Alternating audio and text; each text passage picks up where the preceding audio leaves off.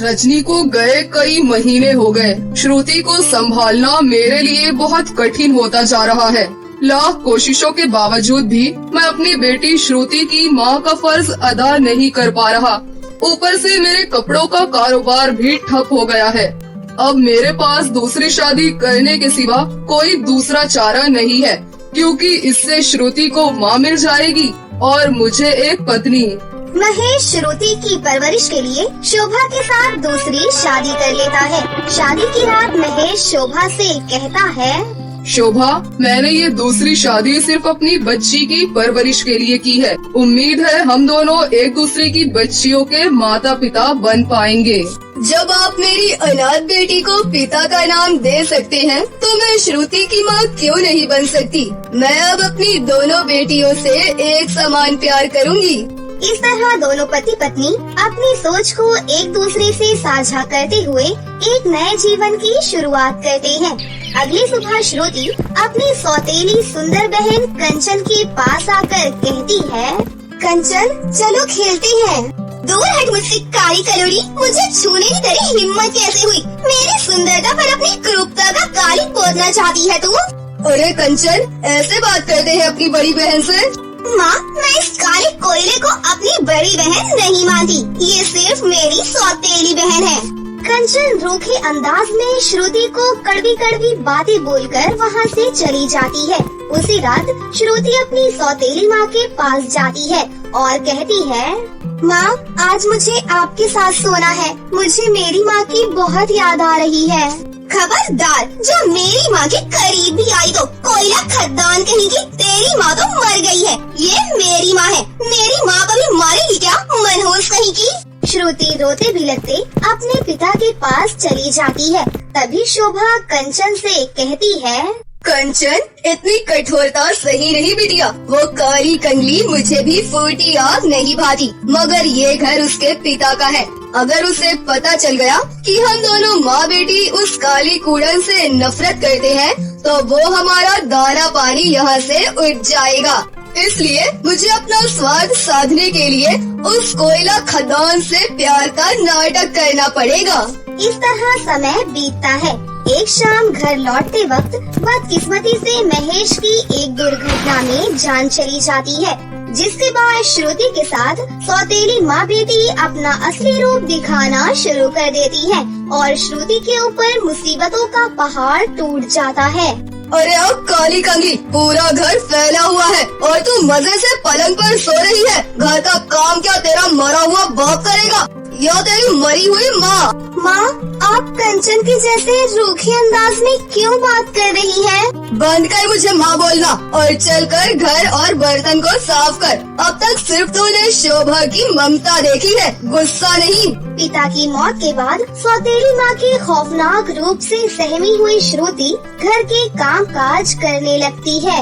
सुन काली कलोटी, कल से तू अपने पिता के कपड़ों के ठेले को लेकर कमाई करेगी, वरना तुझको घर से बाहर का रास्ता दिखाते हुए मुझे जरा भी देर नहीं लगेगी।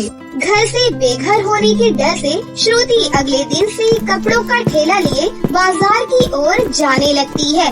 सुंदर सुंदर लहंगे ले लो, आओ बच्चों आओ, काकी कपड़े ले लो। कुछ देर के बाद सुबह से शाम हो गई, अंधेरा होने वाला है, मगर अब तक एक भी लहंगा नहीं बिका। अगर मैं ऐसे घर गई तो सौतेली माँ बहुत मारेंगी। ये कहते हुए श्रुति अपना ठेला बढ़ाने लगती है। तभी आसमान से एक घायल चिड़िया उसके ठेले पर आ गिरती है। अरे, ये चिड़िया तो बहुत घायल है, क्या करूँ? श्रुति पेड़ के पास पड़े घड़े से उस चिड़िया को पानी पिलाकर जैसे ही उसे सहलाती है, अचानक एक तेज रोशनी निकलती है और वो चिड़िया एक सुंदर सी जादुई परी में बदल जाती है। सर पर ताज, हाथों में सुनहरी छड़ी, ये तो कोई परी लग रही है। तुमने सही पहचाना, मैं रानी परी हूँ, इसलिए कि तुमने मेरी जान बचाई है। कहो, मैं ये आभार कैसे चुका सकती हूँ? रानी परी, अगर सचमुच में आप मेरी मदद करना चाहती हो तो फिर मेरे रंग को गोरा कर दो, ताकि मेरी सौतेली माँ और बहन मुझसे नफरत ना करें। रानी परी अपनी जादुई छड़ी घुमाती है और 2 जादुई सूट प्रकट करती है। एक का रंग सुनहरा और दूसरे का रंग लाल होता है और दोनों बहुत चमकीले होते हैं। उस सूट के इर्द गिर्द जड़े डायमंड उसकी शोभा बढ़ा रहे थे। अरे ये सूट कितना सुंदर है, इसकी सुंदरता तो मेरी आँखों में ही नहीं समा रही।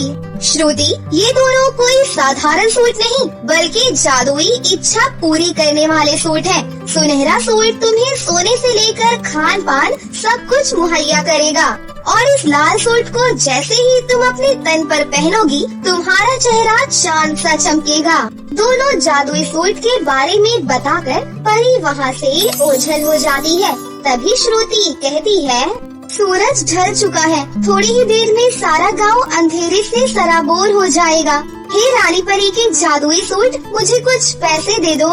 श्रुति के इतना कहते ही जादुई सूट सुनहरी रोशनी से सराबोर होकर जादुई सुनहरे सूट में बदलकर अपने अंदर से पैसे की बौछार करता है।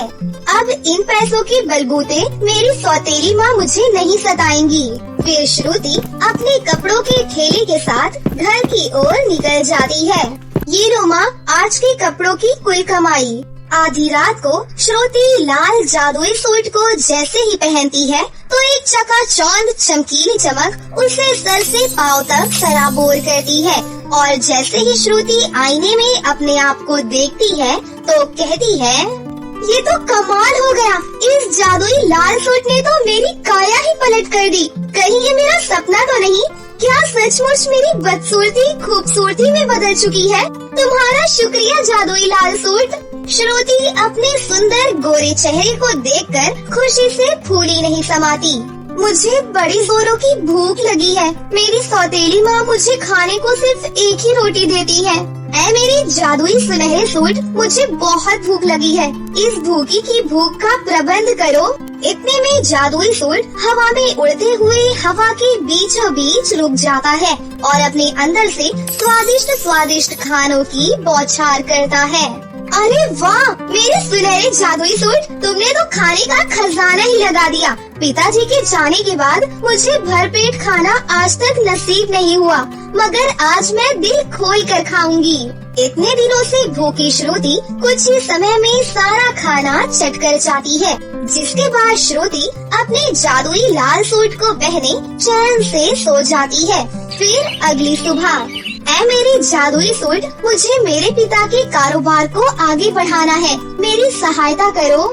जादुई सुनहरे सूट से सैकड़ों सोने के सिक्के श्रुति की झोली में आ जाते हैं। बिना वक्त गवाए मुझे इनका सौदा करने सुनार के पास जाना होगा, मगर उससे पहले इस लाल सूट को चेंज कर लेती हूँ ताकि बाहर जाकर इसकी चमक कम ना हो जाए। श्रुति जादुई लाल सूट से साधारण सूट मांगती है और उसे पहनकर बाहर चली जाती है और ये सारी घटना श्रुति की सौतेली माँ और बहन देख लेती हैं। माँ, वो चली गई। कंचन भी इतराकर लाल चमकीले सूट को पहन लेती है और बोलती है, ऐ जादुई लाल चमकीले सूट, जल्दी से मेरा चेहरा उस श्रुति से भी सुंदर कर दो।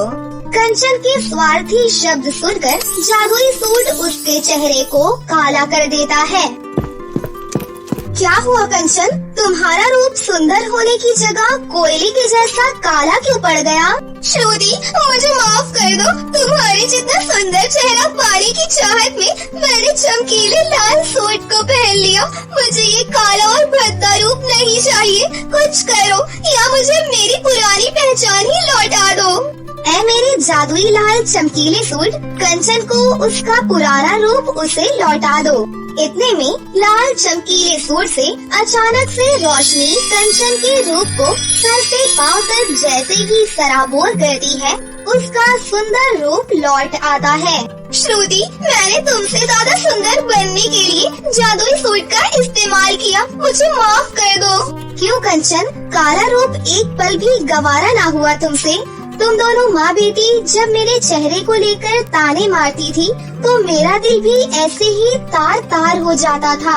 श्रुति की कड़वी बातों से स्वार्थी सौतेली माँ बेटी का सर शर्म से नीचे झुक जाता है, जिसके बाद वो अपने बुरे रवैये में सुधार ले आती है और श्रुति का जीवन जादुई 2 सूट की बदौलत फर्श से अर्श पर पहुंच जाता है। दिशा महल के बाहर बगीचे में एक गड्ढा खोद रही होती है और ये सब कुछ उसकी जेठानी अपने कमरे की बालकनी से देख रही थी। तभी वो गुस्से में दिशा के पास जाती है। ये क्या हालत बना रखी है तुमने? और महल के बाहर गंदगी कूड़ा कबाड़ा करना जरूरी है क्या? दीदी ऐसा क्यों बोल रही हो? मैं कोई गंदगी थोड़ी ना कर रही हूँ। हमारे महल जैसे घर के सामने गार्डन एरिया है, पर यहाँ एक भी फूल और सब्जी के पौधे नहीं थे। मैं तो बस यहाँ फूल और सब्जी उगा रही हूँ। और वैसे भी मुझे सब्जी और फूलों से बात करना बहुत पसंद है।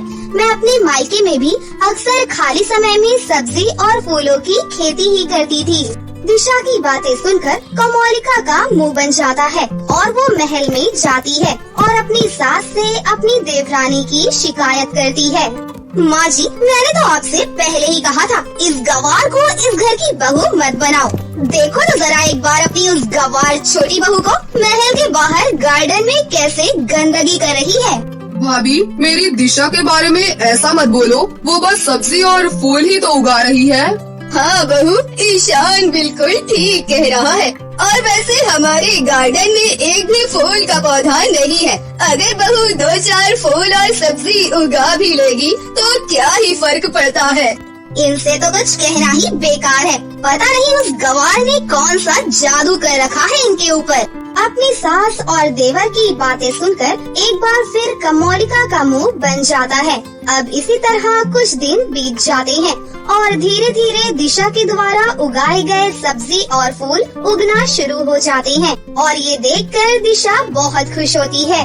तुम कितनी जल्दी उग गए। बहुत जल्द तो सब्जियां बन जाओगे और खुशबूदार फूल। फिर महल के बाहर ये रंग बिरंगे फूल और सब्जियां हमारे इस महल की शान और शौकत को बढ़ाएंगे। इस तरह दिशा अपने खाली समय में अपने पेड़ पौधों को पानी देती, खाद देती और उनसे काफी समय तक बातें करती और ये सब देखकर कमोलिका अंदर ही अंदर उससे जलती है। इसी तरह कुछ दिन बीत जाते हैं। फिर एक दिन, क्या यार कमोलिका, तुमने पूरी अलमारी इन खराब फटे पुराने कपड़ों से भर रखी है। इन्हें खाली क्यों नहीं करती? अरे आप फिक्र मत करो, आज बर्तन वाली आ रही है। मैं उसी को ये सारे कपड़े दूंगी, इसीलिए रखे हैं। इतना बोलकर कमोलिका अलमारी के सारे फटे पुराने कपड़े लेकर महल के बाहर जा रही होती है। पर तभी दिशा की नजर अपनी जेठानी के हाथों में रखे कपड़ों पर पड़ती है। माँ जी देखिए ना, जेठानी जी इतने सारे कपड़े उस बर्तन वाली को देने के लिए जा रही हैं। हाँ तो क्या हो गया? तुम्हारे कपड़े थोड़ी ना दे रही हूँ और ये काम के नहीं है। कैसे काम के नहीं है माँ जी? देखिए कितने हल्के फटे हुए कपड़े हैं और बहुत से कपड़ों को तो देखकर ऐसा लग रहा है कि एक से दूसरी बार भी पहने नहीं हुए। और मुझे तो सिलाई का काम आता है दीदी, आप ये कपड़े मुझे दे दो। जो नहीं फटे हैं मैं वो कपड़े गरीबों को दे दूंगी और जो फटे हैं उनको सिलकर जरूरतमंदों को। बहू, तेरी इन्हीं सोच विचार की वजह से तू मुझे बहुत पसंद आई थी। मैंने अपनी जिंदगी का बिल्कुल सही फैसला लिया, तुझे अपने इस महल की बहू बनाकर। इतना बोलकर दिशा अपनी जेठानी के हाथ से वो सारे कपड़े ले लेती है और कमरे में बैठकर सिलाई करती है। समय यूं ही गुजरता है और एक दिन जब दिशा अपनी सब्जियों के पौधे और फूलों की सिंचाई कर रही होती है तो वहाँ उनकी एक पड़ोसन आती है जो दिशा की ऐसी हालत देखकर उसका मजाक बनाते हुए कमोलिका से कहती है, कमोलिका बहू, तेरी इस नई नौकरानी की शक्ल तो तेरी देवरानी से कितनी मिलती है और तुमने अपने महल के नौकरों को कुछ ज्यादा ही सर पर नहीं चढ़ा रखा है। माना कि तुम्हारे नौकर तुम्हारे इस महल में रहते हैं, पर नौकरों को इतना सोना देना ठीक नहीं है। आंटी जी, हमारे कपड़े और चेहरे पर थोड़ी सी मिट्टी क्या लग गई? आपने तो हमें नौकरानी ही बना दिया।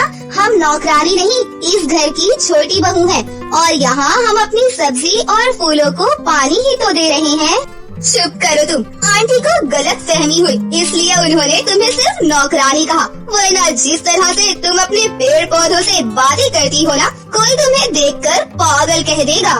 बहू, तुम्हारी जेठानी बिल्कुल सही कह रही है। अपनी इज्जत का ना सही, पर एक बार अपने महल को तो देख लो और थोड़ी कमोलिका बहू वाले गुण ले आओ अपने अंदर। वैसे बड़ी बहू, तुम्हारी सास कहाँ है? जरा उनको बुलाना तो। मैं यहाँ तुम्हें इनविटेशन कार्ड देने के लिए आई हूँ। मोहल्ले में एक पार्टी रखी जा रही है और कपड़ों का थीम है यूनिक ड्रेस। इस पार्टी में तुम हर तरह के कपड़े पहनकर आ सकती हो, जैसे एक्ट्रेस पहनती है, पर कुछ डिफरेंट यूनिक होना चाहिए। इनविटेशन कार्ड देखकर कमोलिका बहुत खुश होती है और रात को अपने पति को बताती है। अपने मोहल्ले में एक थीम पार्टी रखी गई है, जहाँ सभी को अलग अलग तरह की ड्रेस पहनकर जानी है, बिल्कुल एक्ट्रेस की तरह। जैसे एक्ट्रेस अवार्ड शो में पहनकर जाती है यूनिक ड्रेस में, मैं तो अपनी ड्रेस बाहर से मंगवाऊंगी और मेरे सामने हर कोई चाय कम पानी ज्यादा लगेगा। अरे मेरी माँ, बातों को घुमा क्यों रही हो? सीधा सीधा बोलती क्यों नहीं हो कि तुम्हें पैसे चाहिए? हाँ, तो अब आपसे भी पैसे मांगने की जरूरत पड़ेगी मुझे। आपको तो बिना बोले मेरी बात समझ जानी चाहिए। अच्छा ठीक है, ले लेना। अब कमोलिका बिना देरी करे अपने पति से पैसे लेकर शहर के एक बहुत बड़े डिजाइनर को अपनी ड्रेस का ऑर्डर दे देती है। तो वहीं दिशा अपने कमरे में बैठकर अपनी ड्रेस खुद बना रही होती है।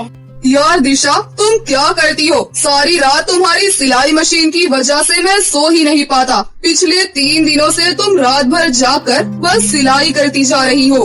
ईशान जी, मोहल्ले में एक थीम पार्टी रखी गई है और मैं नहीं चाहती कि मैं बाहर से कपड़े खरीद कर पहनूं, जब मुझे खुद कपड़े सिलना आता है। तो अब आप सो जाओ, मैं कल सुबह आगे का काम करूंगी।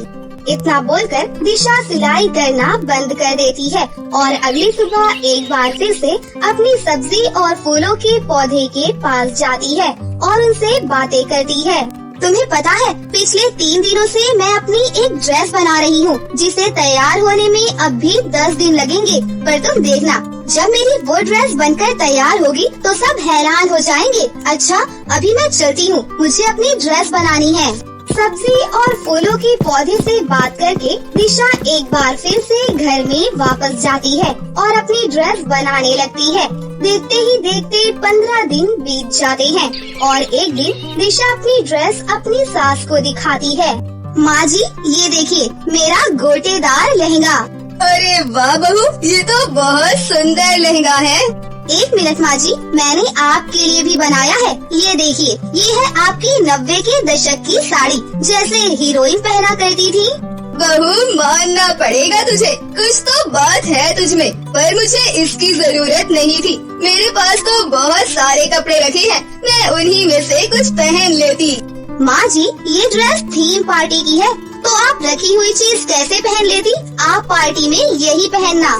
दिशा अपनी सास को अपनी ड्रेस दिखाकर बहुत खुश होती है, पर तभी वहाँ कमोलिका की ड्रेस आती है और उसकी ड्रेस दिशा के लहंगे के सामने कुछ नहीं होती और वो दिशा से और भी ज्यादा नफरत करने लगती है। ऐसे ही एक रात जब पूरा परिवार सो रहा होता है, तो कमोलिका अपने हाथों में इंक का डब्बा लेकर जाती है और वो इंक दिशा के लहंगे पर गिरा देती है। बहुत बन रही थी ना, अब परसों ही पार्टी है, मैं भी देखती हूँ ये पार्टी में क्या पहन कर आती है। मेरे रोते हुए लोगों का ध्यान इसकी ड्रेस पर जाए, ये मुझे बर्दाश्त नहीं है। कमोलिका दिशा की ड्रेस खराब करके सोने के लिए चली जाती है। अगली सुबह जब दिशा अपनी ड्रेस देखती है तो वो रोने लगती है और रोते हुए सारी बात अपनी उगी हुई सब्जियों और फूलों को बताती है। अब तुम ही बताओ, मैं अपनी उस ड्रेस को कैसे ठीक करूं? मेरे पास तो समय भी नहीं है। अब कल ही पार्टी है, मैं कल पार्टी में क्या पहनूंगी? काश कि तुम बोल पाते। दिशा की बात सुनकर जादुई गाजर की सब्जी हिलने लगती है और उसमें से एक तेज रोशनी निकलती है, जिसके बाद वहाँ पर एक सुंदर सी परी प्रकट होती है और वो खुश होकर दिशा से कहती है, दिशा, मैं सुन सकती हूँ और मैं जादुई गाजर की परी हूँ। याद है तुम्हें, कुछ दिन पहले तुम्हारे महल के बाहर एक माली आया था और उसने तुम्हें एक सूखा सब्जी का पौधा दिया था। वो सब्जी मैं ही हूँ और तुमने उस गरीब माली की मदद करने के लिए उससे मुझे ले लिया। बिना ये सोचे कि तुम्हारा कितना नुकसान होगा। तुमने मेरा इतना ख्याल रखा कि मैं फिर से जिंदा हो गई। इसलिए अब तुम फिक्र मत करो। जैसे तुमने मुझे जीवित किया है, वैसे ही मैं तुम्हें एक ऐसा लहंगा दूंगी जिसे देखकर सबके होश उड़ जाएंगे।